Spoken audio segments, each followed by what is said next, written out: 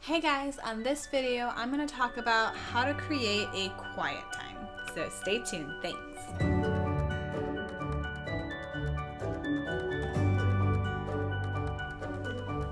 Hi guys, on this video I'm talking about how to create a quiet time.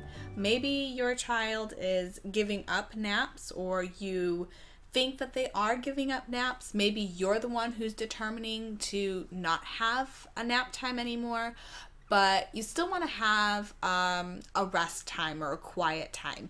You still want them to have some downtime. So here are some ways that I've used to create that for kids and for myself as well.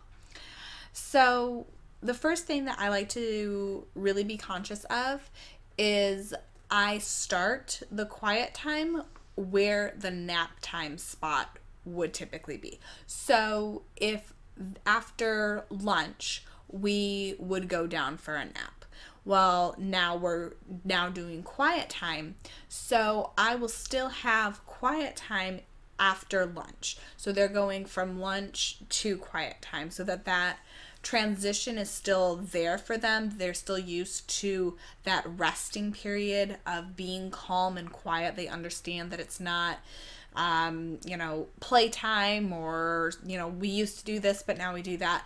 We're still kind of following a very similar flow to their routine.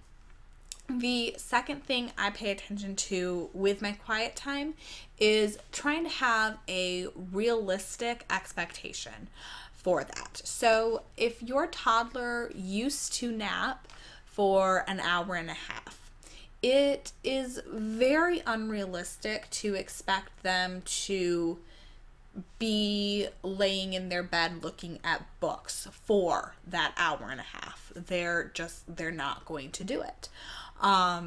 So I try to be very mindful about how long I want the rest part to be, or what my expectations of quiet time is going to be. For example, for Sophie, she has about an hour in her room, and as long as that hour she stays in her room and plays, I'm cool. She sometimes, she's allowed to pop out to go to the bathroom or to get her drink or whatever. That's fine. I don't care about that.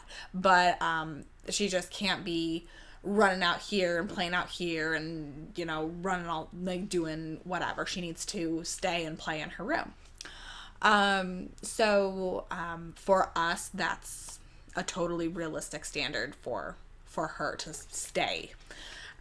For your children, this, I know some families that transition to quiet time with after lunch, their kids lay on the couch and watch a TV show or watch a movie. So that's another option that's completely doable.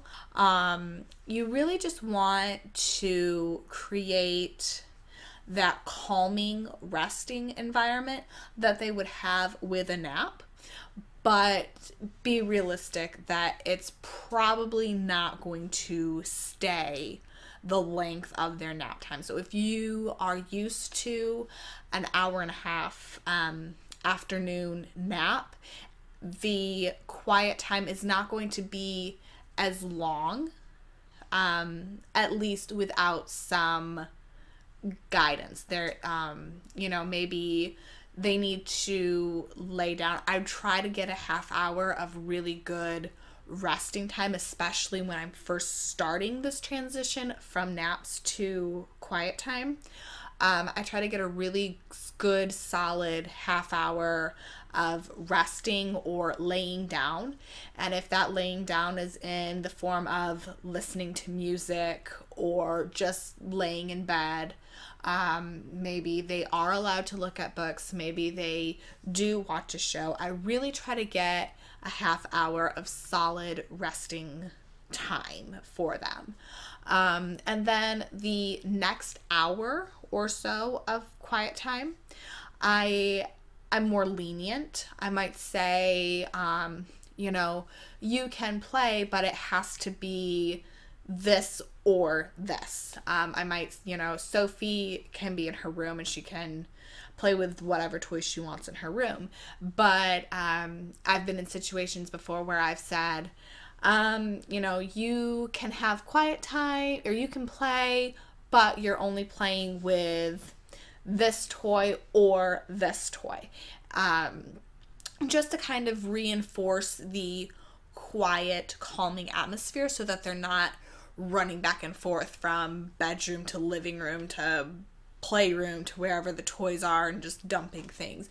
You still are creating a spot for them that's quiet and restful, even if they're engaging and playing. That's fine. So those are really, I guess, my tips and advice for that is to understand that, or to have rest time in the same spot that nap time used to be. Understand that the quiet time is going to take some flexibility, that if you're used to an hour and a half nap, the hour and a half of quiet time may need to be restructured a little bit differently, because your child is not going to lay somewhere quietly for an hour and a half, unless maybe they're engaged in a movie or something like that. I don't know. But then to really aim for 30 minutes of good resting time. Be that they are laying in their bed, be that they're listening to music, that they're looking at books, maybe you do a TV show, whatever works for your house and your family, to just really get them to still have that 30 minutes of good resting time. And then with your next hour or so of quiet time, allow play, but allow play within your parameters. So letting only certain options be choices within that time, letting only certain rooms be available during that time, so that they're still able to play, but they're still having some rest time, that it's not total free-for-all play, you know, wherever they want, that they're still being kind of calm in their play. So I hope these tips are really helpful for you. Leave us a comment. Let us know, do you guys still do naps? Do you guys do quiet time? What does that look like for you and your family? And leave us a comment. Find us on YouTube, or you're already here on YouTube. Subscribe to us so you can get more updates on more videos that we post. Follow us on Instagram. And thanks so much. We'll see you in the next video.